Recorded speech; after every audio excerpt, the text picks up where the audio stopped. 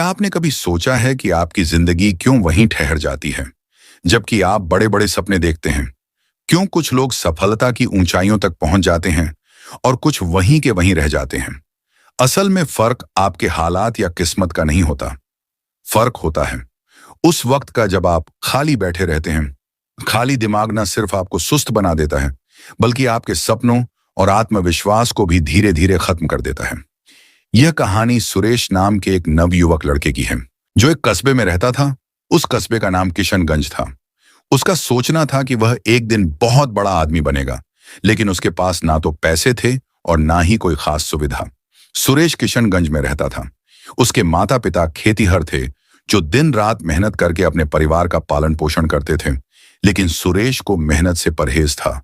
उसे सपने देखना पसंद था, अमीर बनने के, बड़ा आदमी बन के, मगर वह कभी कोई प्रयास नहीं करता था। एक दिन उसके पिता ने थक कर देखा कि सुरेश पेड़ के नीचे लेटा आसमान निहार रहा है। गुस्से में पिता बोले, सुरेश, तुम सारा दिन खाली क्यों बैठे रहते हो? अगर जीवन में कुछ बनना है तो उठो, कुछ करो।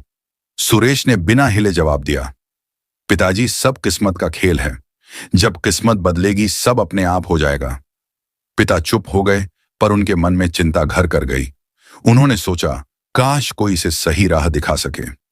एक दिन सुरेश किशनगंज के बाहर तालाब के किनारे अकेला बैठा था। उदास और खोया हुआ वह सोच रहा था, आखिर मेरी किस्मत कब बदलेगी? तभी वहां से एक बुजुर्ग आदमी वहां से गुजर रहा था। उनके चेहरे पर गहरी शांति और तेज था। उनकी आंखों में ऐसा आकर्षण था कि कोई भी उन्हें अनदेखा नहीं कर सकता था।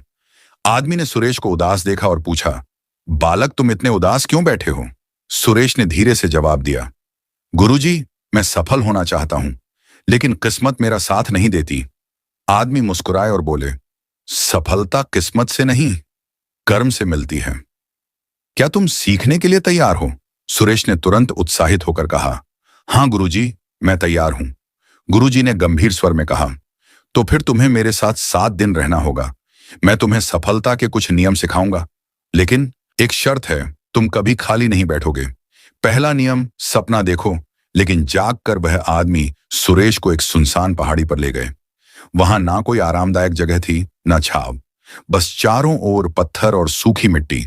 सुरेश थक कर बैठ गया, लेकिन वह आदमी खड़ा रहा और गहरी नजरों से उसे देख रहे थे। गुरुजी बोले, अगर सफल होना है तो सपने देखो, लेकिन आंखें बंद करके नहीं जागते। हुए खुले दिल से सुरेश ने हैरानी से पूछा, गुरुजी, इसका क्या मतलब है? क्या सपना देखना गलत है?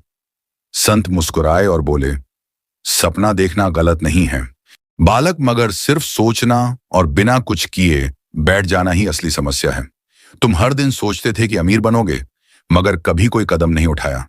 सच्चे सपने वे होते हैं जो तुम्हें चैन से सोने ना दें और हर सुबह तुम्हें उठाकर मेहनत करने के लिए मजबूर करें। सुरेश चुप हो गया। उसने पहली बार सोचा, मैं सच में बस सपने देखता रहा, पर कभी उन्हें हकीकत में बदलने की कोशिश नहीं की। संत जी ने एक पत्थर उठाया और सुरेश के सामने रखते हुए कहा, यह पत्थर भी अपने आप सोने में नहीं बदलेगा। जब तक कोई इसे तराशे नहीं, ठीक वैसे ही तुम्हारे सपने भी तब तक अधूरे रहेंगे जब तक तुम उन्हें आकार देने के लिए मेहनत नहीं करोगे। सुरेश ने सिर झुकाकर पहली बार अपने भीतर झांकने की कोशिश की। पहला नियम उसे समझ आ गया था, सपना देखो, लेकिन जाग कर। दूसरा नियम, काम में लगो, खाली बैठना मौत है। अगले दिन सुबह सुबह संत जी ने सुरेश को बुलाया।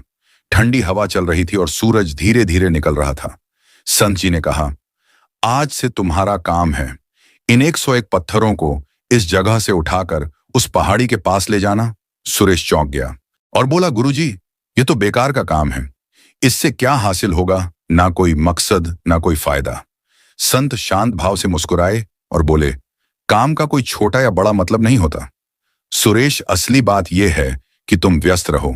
जब मन खाली होता है तभी आलस, डर और शंका जन्म लेते हैं। सुरेश ने अनमने मन से पत्थर उठाने शुरू किए। हर पत्थर भारी था और सूरज की गर्मी बढ़ रही थी। शुरुआत में उसे गुस्सा आया, पर धीरे धीरे उसका ध्यान सिर्फ काम पर केंद्रित हो गया। दिन के अंत में वह थक चुका था, पसीने से तरबतर था, मगर हैरानी की बात यह थी कि उसके मन में अजीब सी शांति और संतोष था। संत जी उसके पास आए और बोले, देखा सुरेश, तुम थके हुए हो पर निराश नहीं। तुम्हारे मन में कोई उलझन नहीं है, जब तुम काम में लगे रहते हो, तुम्हारे पास असफलता के बारे में सोचने का भी समय नहीं होता। सुरेश चुपचाप सिर हिलाने लगा। अब उसे समझ आ गया था। काम में लगो, खाली बैठना मौत है। तीसरा नियम, धैर्य रखो, सफलता धीरे धीरे मिलती है। तीसरे दिन सुबह संत सुरेश को खेत के पास ले गए और उसे बीजों का एक छोटा थैला देते हुए बोले, इन बीजों को इस जमीन पर बो दो और हर दिन इन्हें पानी देना। सुरेश ने उत्साह से बीज बो दिए और उसी दिन शाम को जाकर देखने लगा कि कहीं कुछ अंकुर तो नहीं निकला, लेकिन वहां कुछ भी नहीं था। अगले दिन भी उसने पानी दिया और फिर उम्मीद से जमीन को निहारता रहा, पर नतीजा वहीं। तीसरे दिन सुरेश चिढ़ गया और संत जी से गुस्से में बोला, गुरुजी, मैंने 2 दिन से मेहनत की है, लेकिन कुछ भी नहीं होगा, ये सब बेकार है। संत मुस्कुराए और शांति से बोले, सुरेश, क्या बीज इतने जल्द अंकुरित हो सकते हैं? सफलता भी ऐसे ही होती है। बीज बोने के बाद तुरंत फल नहीं मिलता, पर जो धैर्य रखता है वही असली फल का स्वाद चखता है। सुरेश ने सिर झुका लिया। उसने पहली बार महसूस किया कि वह हमेशा अपनी जिंदगी में जल्दी जल्दी सब कुछ पाना चाहता था। बिना सब्र किए संत ने आखिरी में कहा, धैर्य सिर्फ इंतजार करने का नाम नहीं है, बल्कि सही दिशा में लगातार प्रयास करते रहना है। बिना हताश हुए चौथा नियम, सीखना कभी मत छोड़ो। चौथे दिन सुबह संत सुरेश के पास आए और उसे एक पुरानी मोटी किताब थमा दी। किताब के पन्ने पुराने थे, लेकिन उनमें जीवन के गहरे रहस्य छुपे थे। सुरेश ने किताब को देखा और मुंह बनाते हुए बोला, गुरुजी, मुझे पढ़ाई पसंद नहीं है। इससे क्या होगा, मैं तो मेहनत करना सीख रहा हूं। न संत शांत स्वर में बोले, अगर सीखना नहीं चाहोगे तो आगे बढ़ो। कैसे सफलता कभी भी रुकती नहीं है, वह निरंतर सीखने की प्रक्रिया है। तुम्हारे शरीर को भोजन की जरूरत होती है, वैसे ही तुम्हारे मन को भी ज्ञान की जरूरत होती है। सुरेश ने अनमने मन से किताब पढ़नी शुरू की। शुरुआत में उसे बोरियत हुई, लेकिन जैसे जैसे उसने पढ़ना जारी रखा, वह उसमें लिखे विचारों में खोने लगा। उसे एहसास हुआ कि किताब में छोटे छोटे शब्दों के पीछे कितनी गहरी बातें छुपी हैं। कुछ दिनों में सुरेश का नजरिया बदल गया। अब वह खुद से किताब उठाकर पढ़ने लगा और संत से सवाल भी पूछने लगा। संत मुस्कुराकर बोले, देखा सुरेश, सीखना कभी खत्म नहीं होता। जो सीखना बंद कर देता है, उसका विकास भी रुक जाता है। जीवन में हर अनुभव, हर व्यक्ति और हर स्थिति से कुछ ना कुछ सीखने को मिलता है। पांचवा नियम, असफलता से डरना नहीं सीखना है। पांचवें दिन संत सुरेश को एक ऊंचे पेड़ के पास ले गए और बोले, सुरेश, इस पेड़ पर चढ़। सुरेश ने जोश में आकर कोशिश की, लेकिन थोड़ी ही देर में उसका पैर फिसल गया और वह नीचे गिर पड़ा। गुस्से में सुरेश बोला, यह पेड़ ही बेकार है। संत मुस्कुराकर बोले, गिरने के बाद गुस्सा नहीं करते, सीखते हैं असफलता। तुम्हें सिखाती है कि कहां गलती हुई। यही तुम्हारा सबसे बड़ा गुरु है।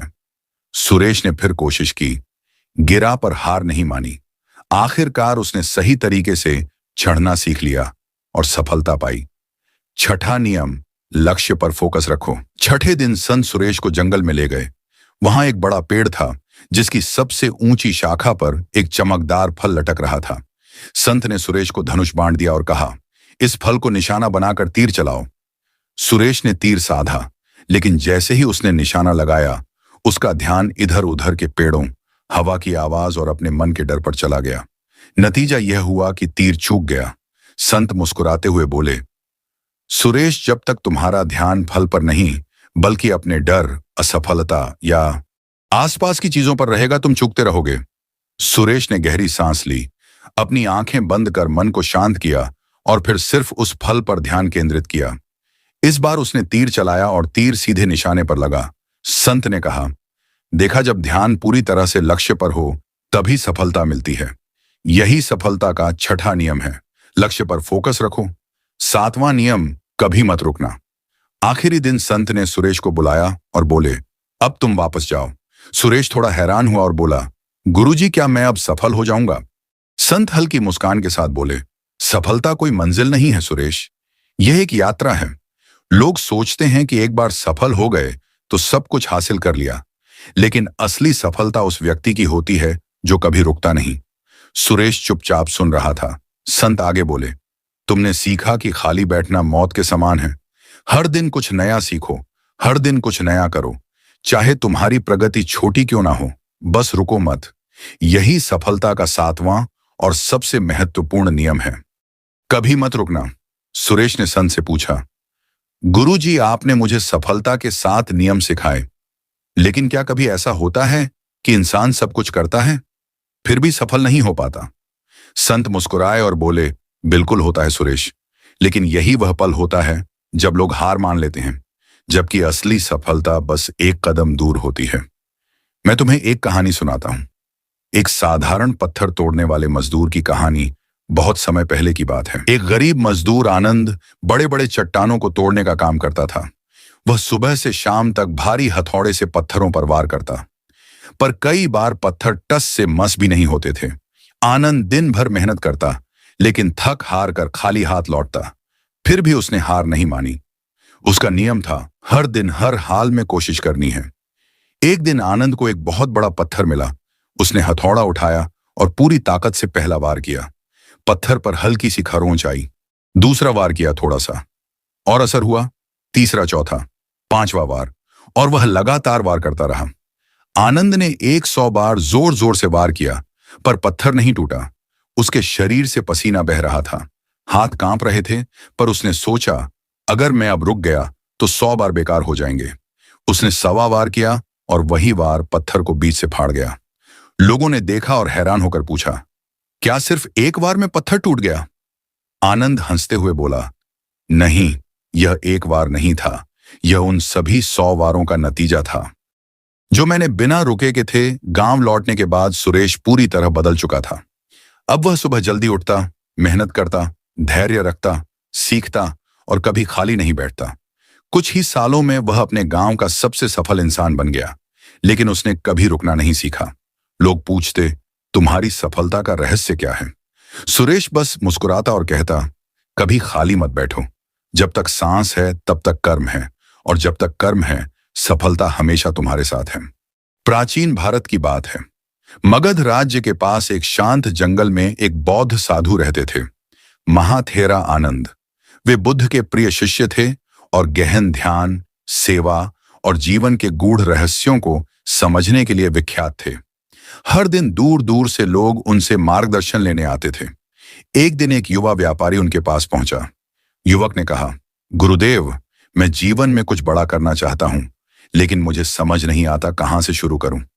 कभी लगता है कि भाग्य मेरा साथ नहीं देता, और कभी मन ही हार मान लेता है। महाथेरा आनंद मुस्कुराए और बोले, बेटा, सफलता की राह आसान नहीं, परंतु यदि तू इन 7 नियमों को अपना ले तो न केवल सफल होगा, बल्कि जीवन को सच्चा अर्थ भी मिलेगा।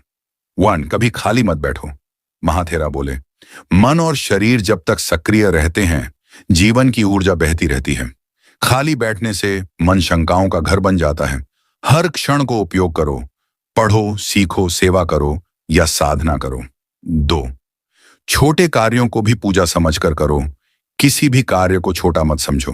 बर्तन धोना हो या व्यापार चलाना, उसे ध्यान और समर्पण से करो। यही कार्य तुझे महान बनाएगा। 3, सुबह जल्दी उठो और दिन की योजना बनाओ। प्रभात में ब्रह्म मुहूर्त की शक्ति होती है। जब दुनिया सो रही हो, तब जागकर तप करने वाला ही आगे बढ़ता है। 4, क्रोध और आलस्य को त्यागो। क्रोध बुद्धि को जला देता है और आलस्य अवसरों को चुरा लेता है। इन दोनों से दोस्ती रखोगे तो सफलता दूर रहेगी। 5वीं, सही संगति चुनो। संगत वैसी हो जो तुझे प्रेरणा दे, जो तेरे विचारों को ऊपर उठाए।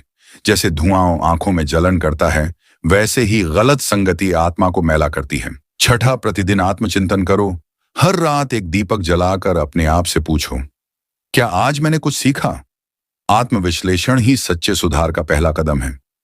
7, दया और सेवा को जीवन का हिस्सा बनाओ।